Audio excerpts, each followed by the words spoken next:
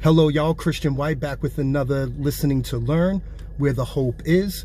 Through the sharing of stories, we come to some solutions on how to deal with problems we face every day from people who have lived experience. I am with IAmGod. Peace. A pleasure, a pleasure, a pleasure, a pleasure. Absolutely. My first question for you is, What's that?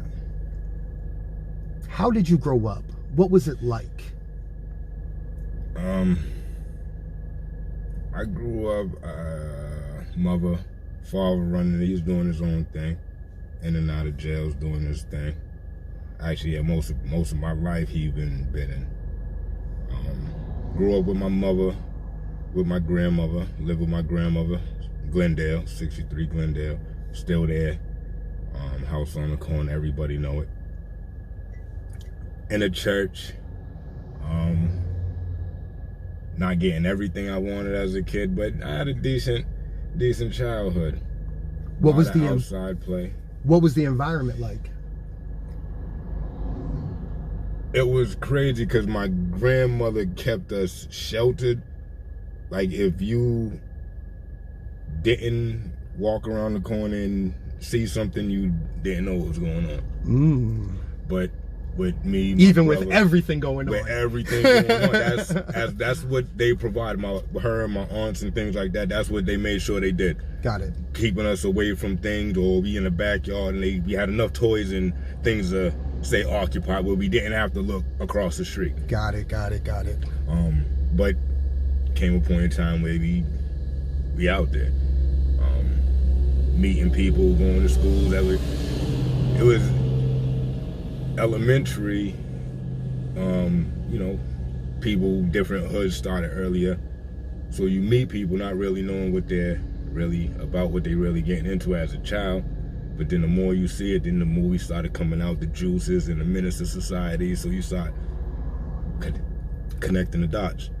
And you actually see what's going on.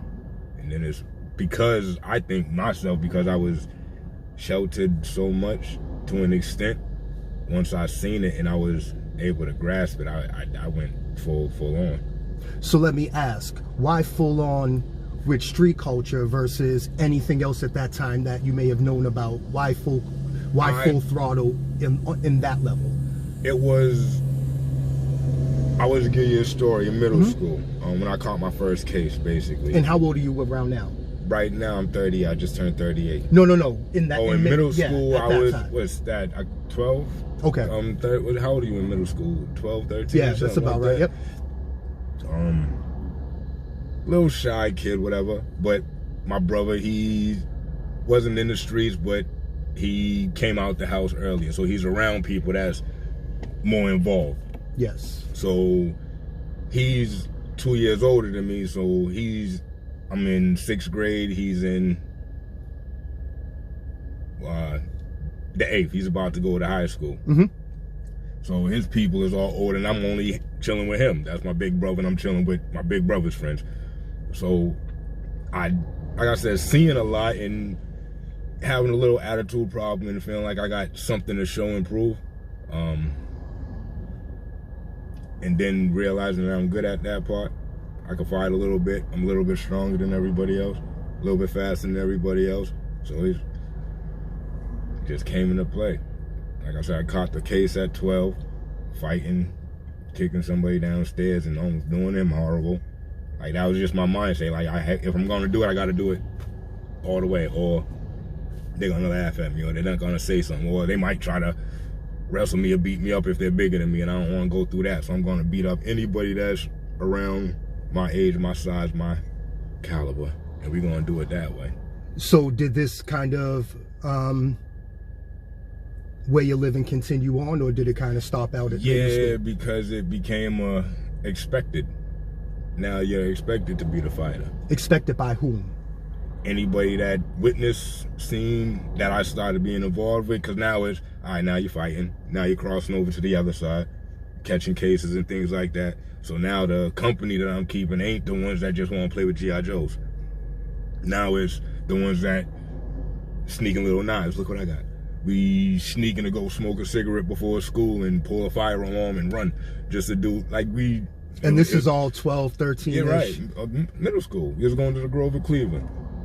Those was my cases. I got caught for They came to the school, actually, because they got us on camera. We did it every day. That was our ritual. One of us, or it was three of us, but one of us would come up with a cigarette. So we'd have a cigarette from our mothers. We was just little so-called badasses. We'd smoke a cigarette, get dizzy from that, run right, we was on, going to the Grove of Cleveland. I forget the name of that back street. Like Adams Street off of that. Pull the little fire alarm right there, run through the little cut to school. And like the third day, fourth day, they was waiting at the school for us. So it's little dumb things like that, catching cases, just to, you know, the more dumb things you do, and the more you get laughed at and accepted, the dumber things you do. So I was one of those ones. Totally understood. So have you been to jail before? Yes. My first bid was 16. Did a year, 18 months in South Bay. Got out from there. Then it was just ongoing. Actually, I had juvenile time, like a year. But then from the South Bay, it's just been ongoing until collecting myself. Collectively, it's about 13 years, and I did 3 years from 2003 to 06, and then I did 5 years from 2010 to 2009 to 2015. Was the 5 years upstate? The 3 and the 5 years. The 3 and the 5. Yep. So let me ask, when you were upstate, what was it like in terms of you're going upstate for the first time, you're trying to, I guess, establish yourself or settle in, I guess.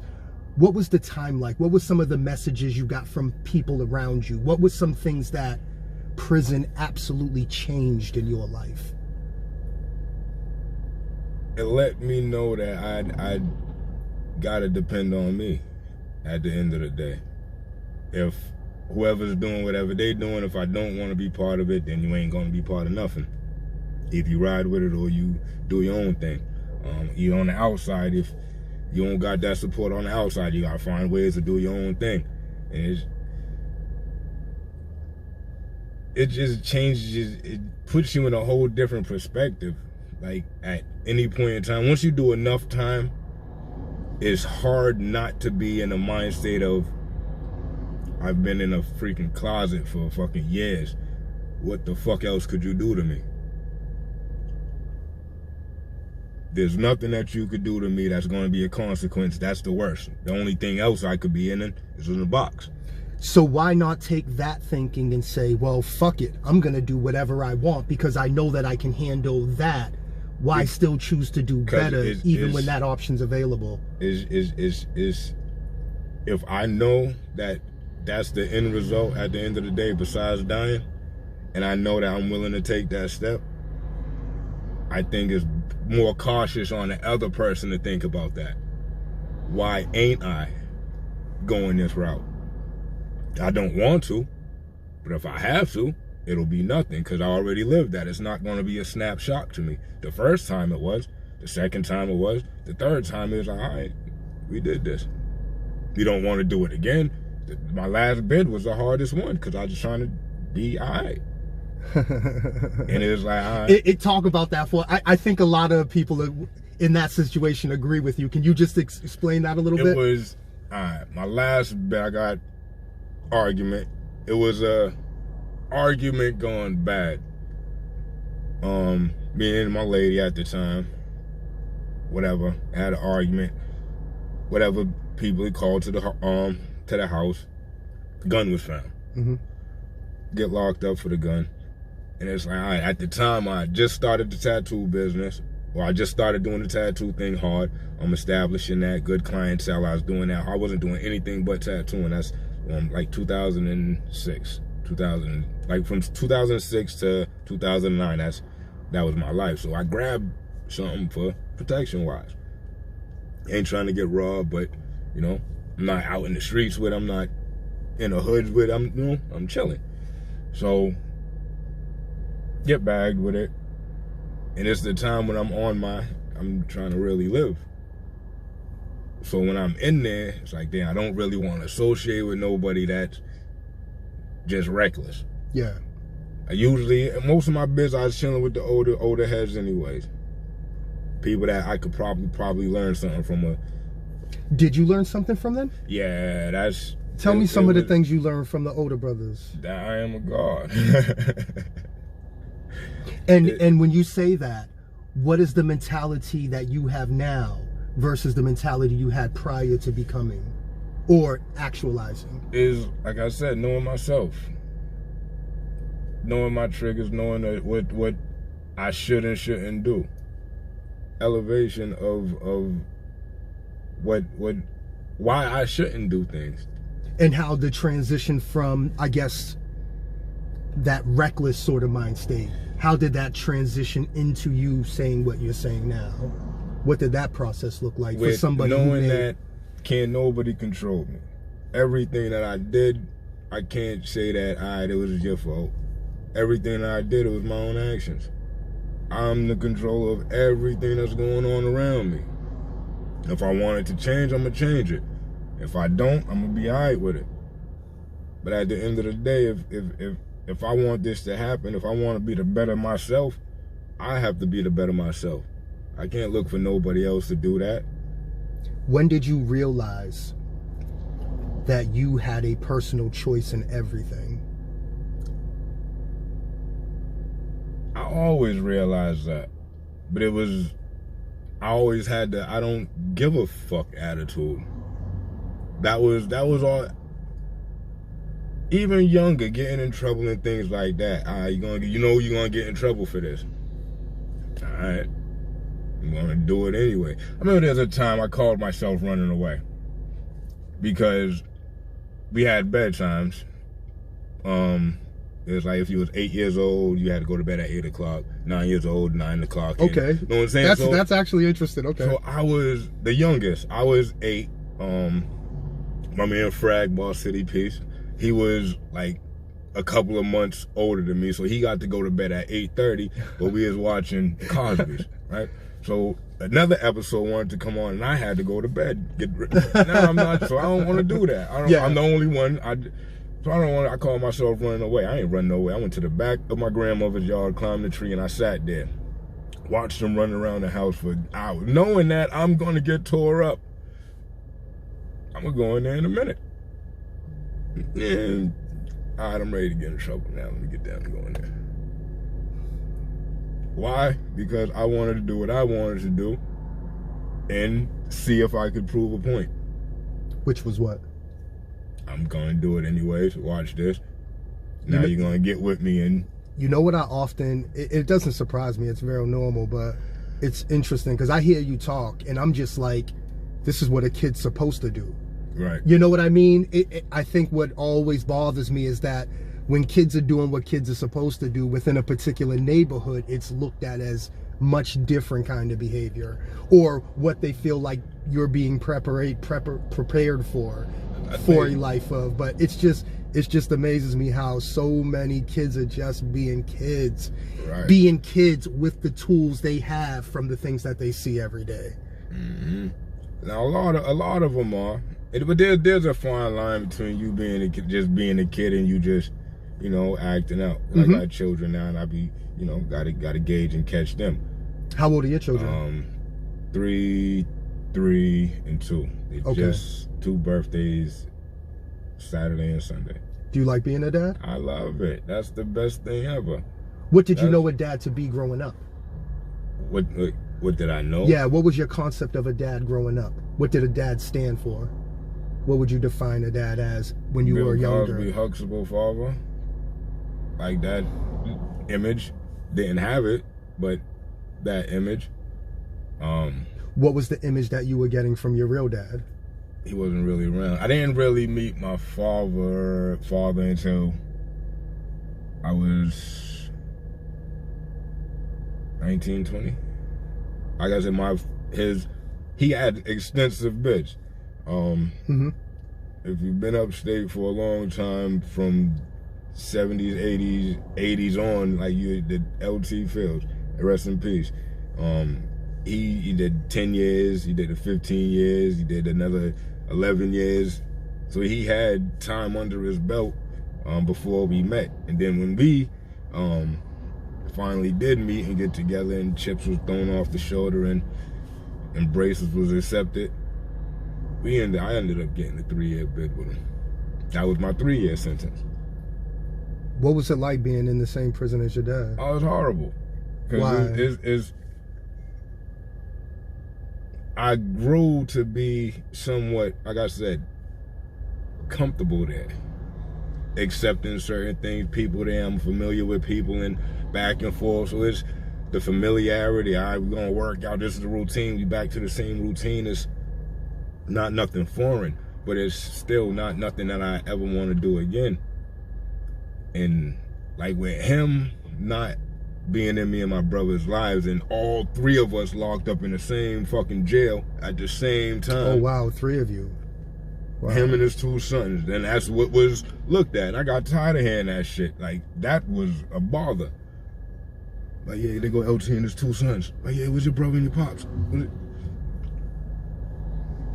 They where they at. They doing them. And me and my brother's trying to keep our minds out of the place, and he's more focused on, all right, we all together. Let's build, let's bond, and yeah. So was he trying to build a family while in there? Trying to, but trying to, at the end of the day, hold on to his old, I guess, street image that, because he had some type of reputation. He was trying to hold on to that got washed up from the time that he's locked up, and you know, so he's like, all right, you trying to hold on to that, we trying to get to know you now, like that don't matter, we ain't even on that no more. Like, cause me and my brother, we was never really like street hard gang banging individuals. We're respectable, we do whatever was necessary, but that's not, we don't care about that. Street rep don't mean nothing. That can only go so far. So like I hear you talk about your dad, and I think what kind of sticks out for me is it's almost like when you say he kind of wanted to keep the reputation, but at the same time make efforts to being a dad. I mean, I tend to go ahead. I wouldn't say be a dad to just say he's a dad. Because that's when he first came home. That's we got into a physical altercation. Because he said, "Yeah, your daddy is home now. Your father's." No, what? How old were you when he said that? I was like 17, 18. Like what? Who are you talking to? Don't talk to your father. Like, excuse me, you bitch ass nigga. I don't even know you. Yeah. Don't you talk to me like that. And there's at the same time where I'm still back and forth of not being in the streets, but yeah, you could clearly hurt him if you wanted to. If I wanted to, like, and it's, let's not go that route. I'm not a tough guy, but I fight very well, and I've been wanting to fight you for years. So let's not do that. If we're gonna start, if you want to talk about daddy's home, we're gonna start all the way there when you should have been daddy. In my vision of you when I was 3-4 years old, busting my mother's ass. So if you want to talk, we should start fighting right now.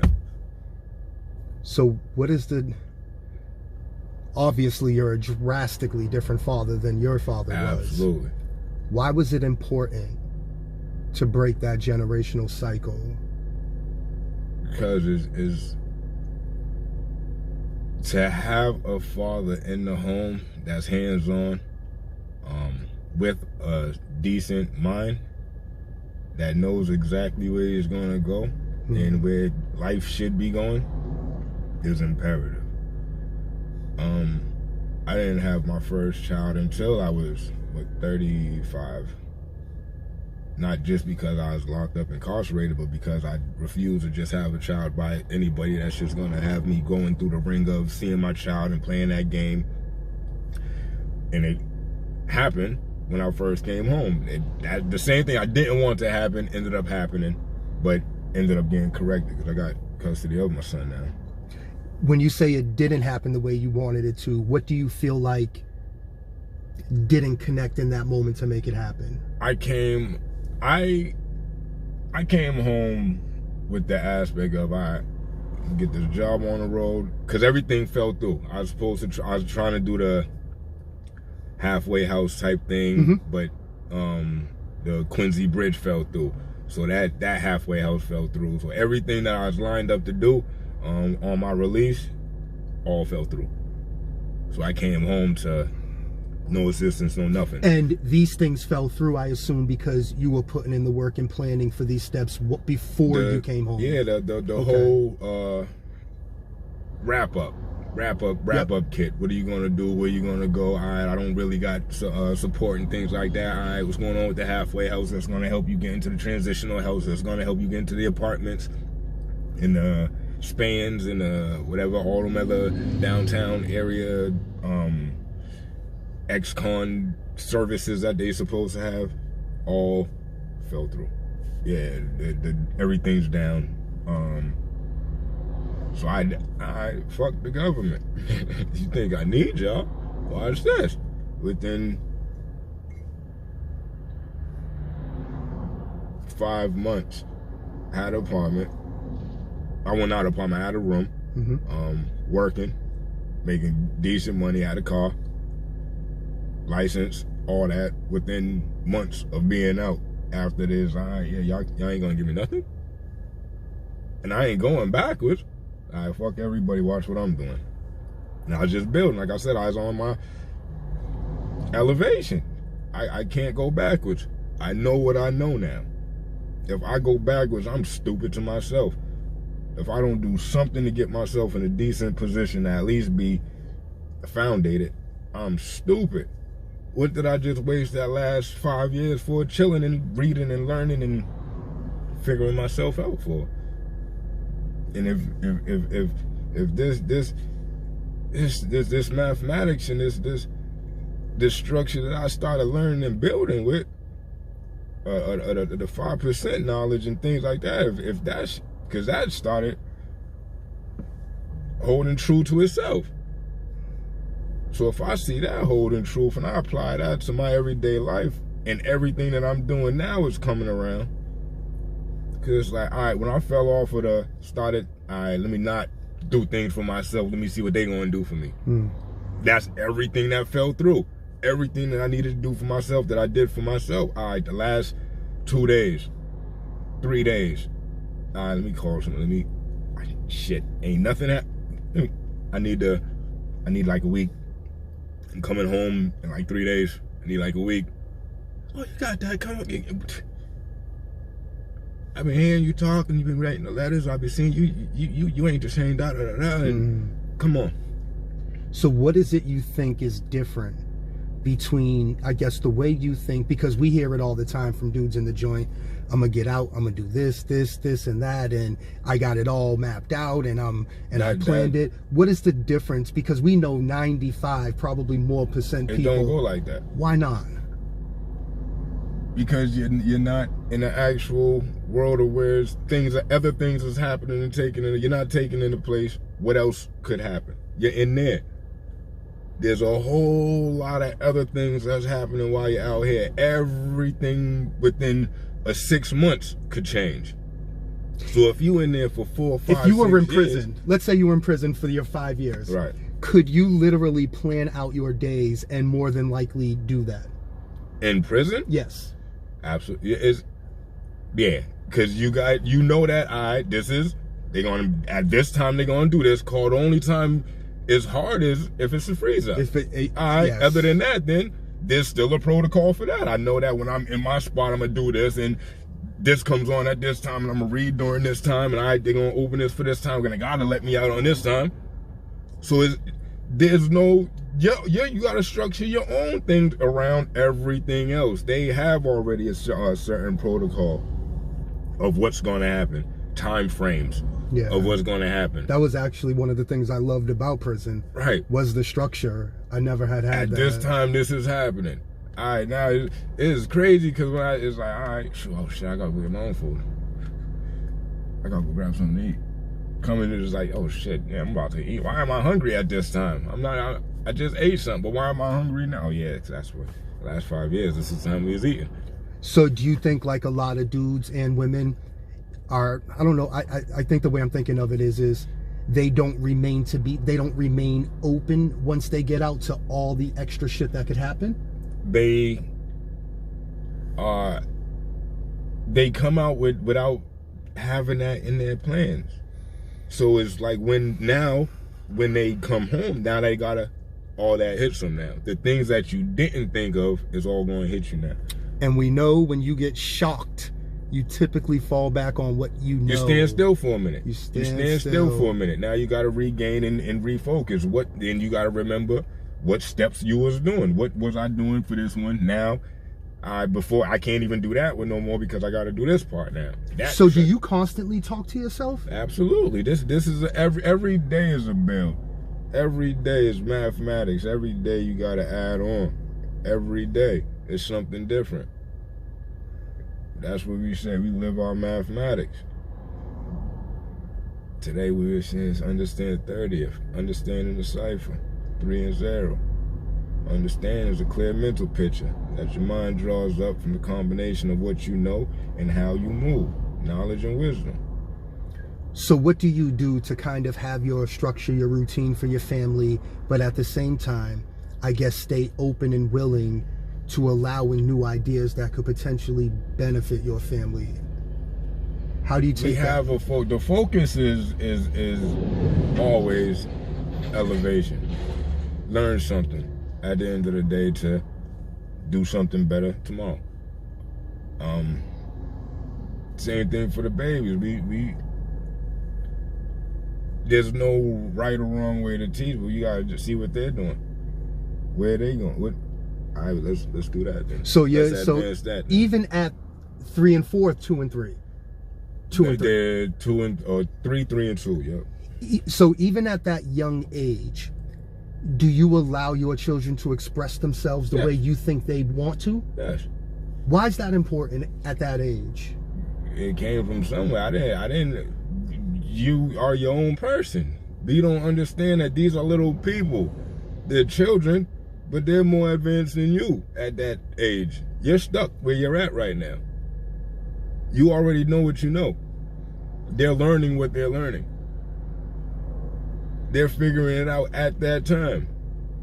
So how do you balance letting them be open and disciplining? Just understanding that, or letting them understand where there's that line. Where is that line?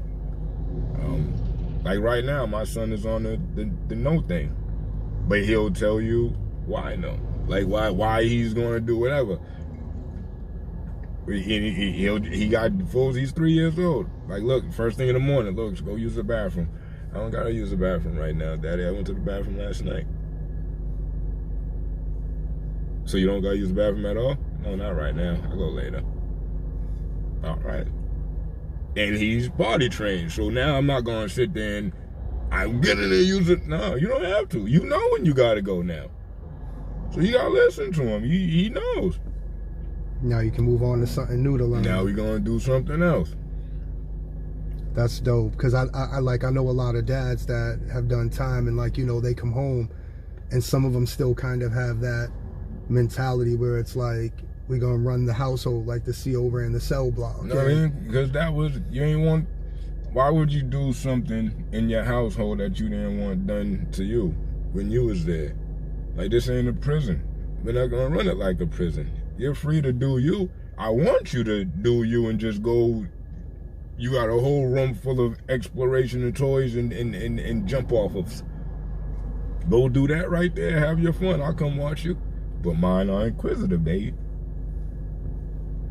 All right, now I'll go back for a minute. I'll go play in a second. Right now, I want to learn. Can you put on the ABCs?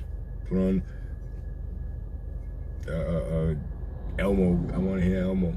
They got specific songs and all types of everything that they listen to. All educational. All educational. What do you feel as though can be done to slow down some of the violence in the streets?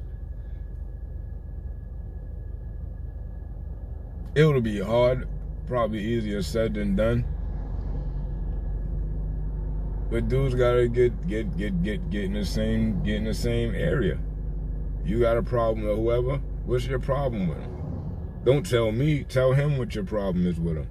You need some gloves?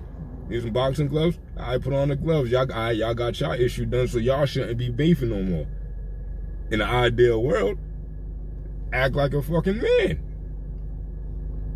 Like I told my little cousin the other day, like because he's starting doing the street thing. Why? You got a good upbringing. The fuck is you doing this for? Because years ago, my man got killed and he is from this block, so now I was already around that area, so now the fuck then you just go wipe down and get busy for your man then? Why you gotta join the block? In my eyes, nigga, you joined these niggas because you didn't think you could do it by yourself. So you should have sat the fuck down. So now you in a position where you either gonna end up doing the same thing that I'm telling you to do right now because you're gonna shoot somebody, do something stupid, end up getting locked up and there's no guns in jail. So you're gonna have to fucking throw your meat hooks anyways. What are you gonna do? Do it now while you're out here and you can still live. Cause you doing life now and you gotta fight when you can fight for 5 minutes and live life. So so I know for me, like I didn't have a concept of a dad or a man or a mentor or I guess anything that was showing me a healthier side of life. I didn't have that. So in some ways, you know, I don't hold myself accountable for not knowing something. Once I learn it, it's different, but Absolutely. Until then, right. You know, I feel kind of innocent, I guess. So if I approach, you know, a 15 to say 25-year-old young man or young woman whom is truly, I guess, possessed by that mind state, what is a way that I could possibly break the ice? We've been there. You feel me? There's nothing that they could be doing that motherfuckers like we haven't done. I seen your, you know what I'm saying? You got the track where you got a pass. I have a pass. There's nothing. I don't know about yourself, but I'm still in a position where it's like, nah, I am God. I'm not rugged. I'm not peace. This is me. Ain't you so? Yo, what's your name again? I am God.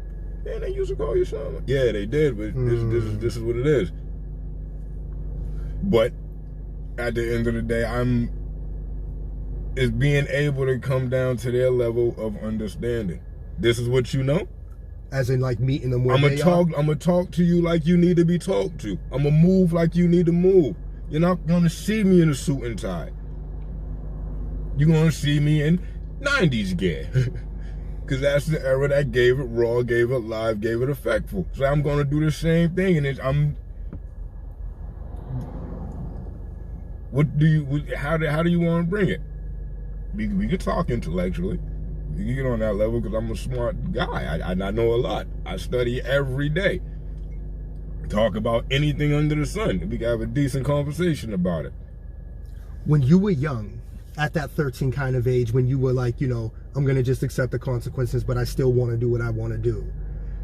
When you were that age, even with how autonomous you were, did you still want guidance? Absolutely.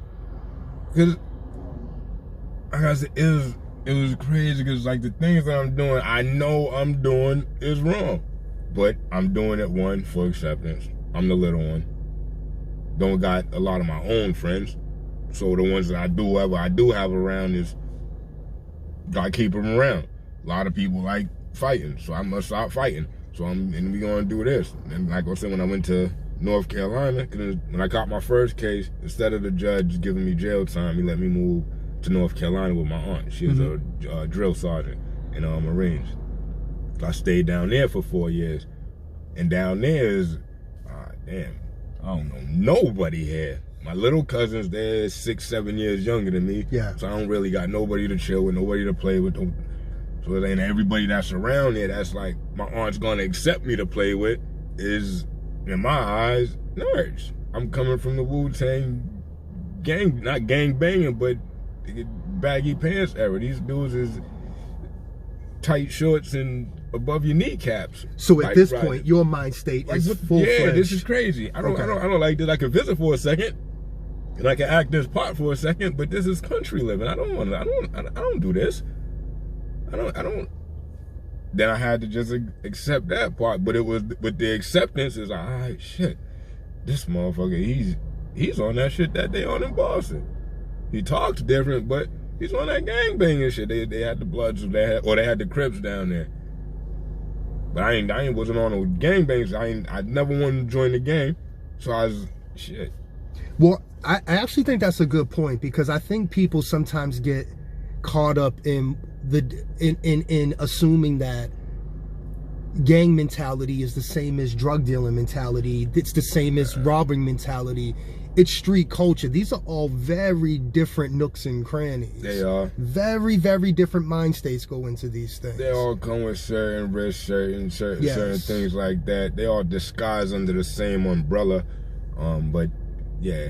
Yeah, but we know it's very, very, very different dynamics involved and stuff like that. And like I said, myself, I was always my own person. I do whatever to get acceptance. I was a shy one, so I want to get accepted, but I'm not gonna just do what everybody else is. If y'all doing that over there, I'm gonna do something crazy over here.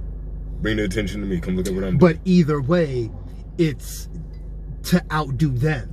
Absolutely. Okay. And to let it be known. When I was young, like I said, I want to prove. I had something to prove. I gotta be faster than you. I gotta be stronger than you. If you say you faster than me, then you prove it. Then I'm gonna just watch what I do next week. I'll be at the house training. I'll do something. We gonna race again. Let's get this, and I beat you. Now I'm gonna talk the biggest shit and make you want to fight me now. I just had that demeanor, like you can't beat me. I'm gonna let it be known that you can't beat me. And I'll be honest, I think that that's a good mind state. I think that that's healthy. I sometimes think we get a little misguided. If you don't get it, let it get away from you. Yeah. Because that same mind state went from sports and little simple things and drawing and to, I bet you I could punch you. I can knock him out though. All right, you did that? Watch what I do. Listen to this story. Wait for you to hear this one. So it became a thing. Tell me more about just being a dad and that transition from that whole mind state of anything goes at any moment to I need to be careful. I need to pay attention, because not only do I have people watching me I got to set an example for, but in so many ways we're vulnerable because of our past to so many things. If our name got caught up in something, if we always have to defend our names. Right, then I try to stay clear of being in a position where I have to defend my name. I don't deal with a lot of people where I should have to put anything on the line. And that's choice. That's my choice. I got babies. I can't. Well, I mean, I know a lot of guys with babies, right? And they're not thinking like you are. Right. This is where my mind state is. Where once you become a parent, like your obligations and goes to them. Everything you want to do is out the window. If you can, you can. If you can't, you can't. But they're your obligation. Like I said, I waited a while to become a father. Not just because it was jail time and locked up. It was, no, we're going to do this right. I'm going to be in my child's life. We're going to do it the right way. I knew that. It was me being a big cousin and the uncles and you know what I'm saying, to a whole lot of younger babies and things like that is, I'm going to call on. I'm going to eat. What? Oh, don't call cousin. Their fathers wasn't even that impactful. So it's like I know it's needed. Especially for mine. And when it came to like nation building and what is the quote they said? How do you predict the future? By creating it. Yep. I know that I want everybody to know what peace is. I want everybody to know their real history, their true origin. I want them to know what civilization is. And I want to start not just with the older heads, but with the babies. From them teaching their generation and the younger generation and the younger generation. So what's supposed to be happening in the aspect that was taken away from us is gonna regenerate itself. And I know that I'm only gonna be able to do that by starting with mine. Mine are gonna go get their friends and they're gonna teach, and this is what they're gonna know. Just like we was born in a Christian home. Yeah. And everybody know about Jesus. Everybody's gonna know that the black man is God. From my aspect, everybody gonna know peace. Everybody gonna know what the universe is. Everybody gonna know what mathematics is if it was up to me. Everybody's gonna know who Allah is. You feel me? It's just like everybody know who all these other people are that's prominent and beneficial, that should be named and mentioned. That's not household names and they're not mentioned. Protocols and cultures that we just lost and is just thrown out the window. We establishing those. We keeping that prominent. They're gonna know something. They're not gonna be just little people. They're gonna be people with minds. You're gonna establish young. You have a mind, use it. I think that's a good point. I mean, that's what I practice with Christian anyway. Because I noticed, like, even within a lot of black and brown families, like, and in some ways, maybe I used to even think this way, but we tend not to preach to our kids to reach their highest potential, for the simple fact that, one, we weren't taught that, so we don't really know how to teach that. But at the same time, it was out of fear of what if we stand up against white people and try to push our voices when we were always taught we should be quiet and respectful. No, I think that's. I think they're never gonna have that. That's not gonna be something that was taught. We breaking that Willie Lynch syndrome right now. Yeah. You ain't gonna see the male get broke over here. You're gonna be the highest point that you're gonna see. The most highest form of power that you're gonna see. We gonna do that. Why do you love your community? This is where we at. At the end of the day, this is home. And in so many aspects. There was the times when, like I said, growing up young, the bike riding through different neighborhoods, going from being able to go from Glendale Street all the way through the back streets and back cuts all the way to Quincy Street, all the way to the other side of down by Latin Academy. We young, 5, 6, 7, 8, 9 years old, being able to just venture off. Hide and go seeks, just different running through the cuts and all types of it was fun. It was home. It's community. This is where we're at. This is our people. Yeah. I love it because our people are here. Yeah. Yo, it's so interesting. Like, yeah. I feel the exact same way, man. It's just something about, like, I guess where you're from, that's just, you want to see people elevate. And I mean, at least I know I do. Like, I want better for everybody. Better for everybody. And I started realizing, like, that's the win-win. Is when you want better for everybody. That's the win-win right there. Right there. There's no point in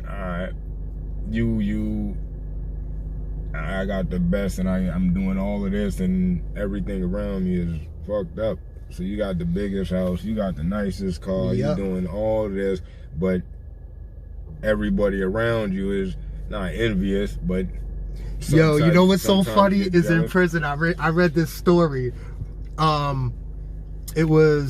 It could have been in a hadith or something, but I read a story where a dude was he followed all of God's commandments and he lived like in a little cave, but everybody lived in the mountainside.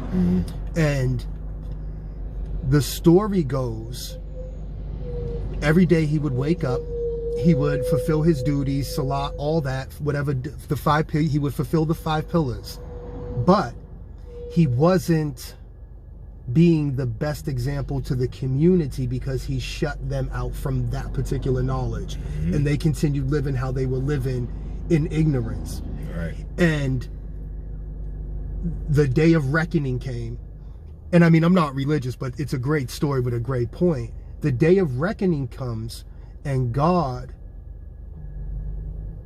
strikes him down and leaves the community alive. Right. Because one knew and didn't help, and then everyone else didn't know but wanted better, but didn't have the tools to do it. And he was like, and God allegedly says, like, look, like, yeah, you may have been doing this, and that, but you're missing the point. You're not spreading the culture. Right. You're missing the point on this. And it's for that reason that you got punished. It wasn't dealing with it. That's what we do. You gotta deal with equality. You gotta deal with equality. At the end of the day, that's from what you just said. Not being religious or whatever else like that, but people take these books and things like that, and they put too much in it. That's basically what you just said. You're not dealing with equality. You got this and they got that, but you're not. It's not a balance. Everybody ain't on the same level. Yes, that balance. Or you're not even just giving them what you have, but it's giving them something to be able to reach what they need to be able to at least be on the level that they need. This that is everything they need. I could get everything that I need with this knowledge. If you holding that, you's a sucker. I'm not gonna let nobody get as much as I got, cause why? You don't want nobody to be equal to you. Yes. You want to hold certain things to your fucking self. So use a certain type of sucker. I can give you a real life example of that. So someone had reached out to me when I was doing the poster campaign, and they were like, you know, Chris, why don't you get that copywritten and branded? And then with the Listening to Learn series, because it had started back then, people were like, well, you need to get this branded. And I'm like, look, I want to be part of the cure. If this is a great idea to get community voices out here, I wish there were 10 of me in every section of the city. If that's playing a truly positive role, if hanging a poster that says, if you go to jail, will the gang raise your child, somehow get people to think, come up with your own slogan and go hang them shits up. Right. I'm doing it out of my own pocket. Go take the little extra you have, if that's important to you, and go do it. I don't care if somebody takes my concept, or it got nothing to do with that, man. I really just want everybody. I want people to have a fair shot. I mean, even if I want to deal with a woman, and we're trying to figure each other out. You know, if she has something from her past that I feel like could be seeping in or anything like that, my first thing is look, I'm willing to support you. You know, I mean, yeah, I get this takes time, but when it comes down to it, I just lost my train of thought. I started thinking way deeper, but it put me in a position where I just wanted people to give me a fair shot, and I want to make sure I'm doing everything I can to give others a fair shot. Because I felt like I had been deceived and lied to so much growing up that I feel a certain way when I feel like somebody's trying to rob me of my choice. I don't let them. Like I said, I still got that fuck it mentality. But the difference is, everything that I'm going to do, I know that I'm doing right. Yes. You feel me? So it's that same thing. I don't care what you say. Doing the music, I don't care if you like my music. He do. He said he want to hear that verse. He said, remember that verse that I spit before? He said he want to hear that, so I'm going to go record that. That's what we going. I don't care what the rest of y'all like. I'm doing this for the ones that do want to hear it or do. Was it Bob Marley that said you can't please all the people all the time, but you can please some of the people some of the time, but not all the people all the time. Yeah. Right, and that's where I'm at. I'm not for everybody. You feel me? I'm not for everybody. I got a certain mannerism. I got certain ways and actions. I got a certain knowledge base now that is I'm not for I'm for everybody, but everybody's not for me. I should say. Yo, you know what I love listening to you, yo, is that to me it's clear that you found your lane. And this is what it is. Yeah, I have to be. Yo, I love that. Yo, when people find their role, that's the beginning of peace for me right there. Like, it's about all in the title. Who are you? I am God. I self-lower the mask, run arm, leg on head. What did they call you in the street? It was on. Okay. Now, is IAmGod and On two very different mentalities? No, they'll do the same thing. They're just going in different directions.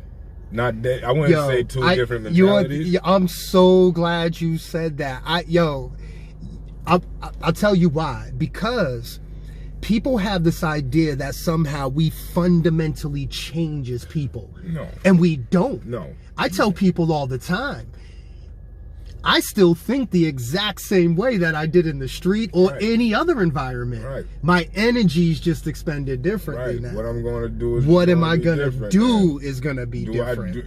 I got to say, I got the babies fight. They doing their push-ups and little fight training, learn how to do they getting that understanding. Because I believe just everybody. I'm an aggressive person by nature, so that's always going to be on my mind.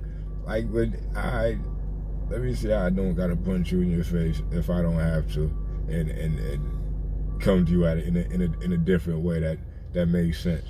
And 9 times out of 10, it comes across like, oh, I didn't even know you was thinking that. Like, yes, I wouldn't even take you for that. Yes, it's one of those when they come to me and they're like, Christian, you've done time in prison. You don't look like you've done time in prison. I totally understand. I'll get the.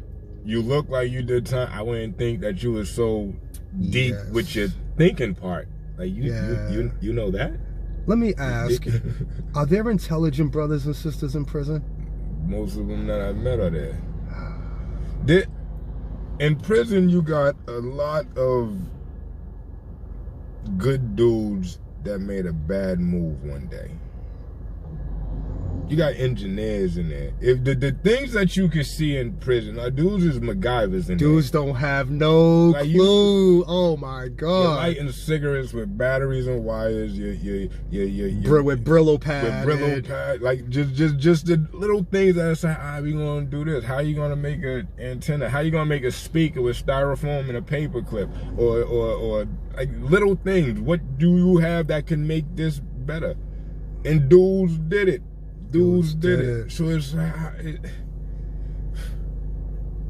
for me, it all comes down to that mind state. Like, it's all in the mind state. What are you willing to do now? Yeah. I refuse to fight in the hood. I refuse to die for one of these streets or a street name. But I will go fuck up a KKK member that come to Boston. I will go ride for the safety of the community. Like, I will do that part. So let me ask, when you say that, are you implying that even if we have children, sometimes there are sacrifices? Absolutely. If like I said, it all depends on what has to be done at the time. The queen, the lady, she knows she knows my role. I'm not supposed to be. It's good to be in the house, hands-on dad. That's the best thing, to make myself present every day, daily. But at any point in time, I gotta go defend what's on the other side of that door. I'm gonna leave it right there. I think I'm gonna leave it right there. I'm really glad. I'm really glad that you said that. And what I think. So when I talk to brothers like us, the one thing that I'm grateful for is that we grew up with a particular kind of rebellious spirit, and we did not lose that. Right. We found ways to adjust it to apply to the worlds we live in personally, but we don't lose that. And I'm a firm believer in, like you said, there's inside the home and then there's outside of the home. Like, so for one of my protections for the neighborhood for Christian is by doing this sort of work. This is my way, one of my ways of fighting back. Absolutely. But yo, this was a pleasure, man. This was a pleasure. Thank you. Peace. Thank you.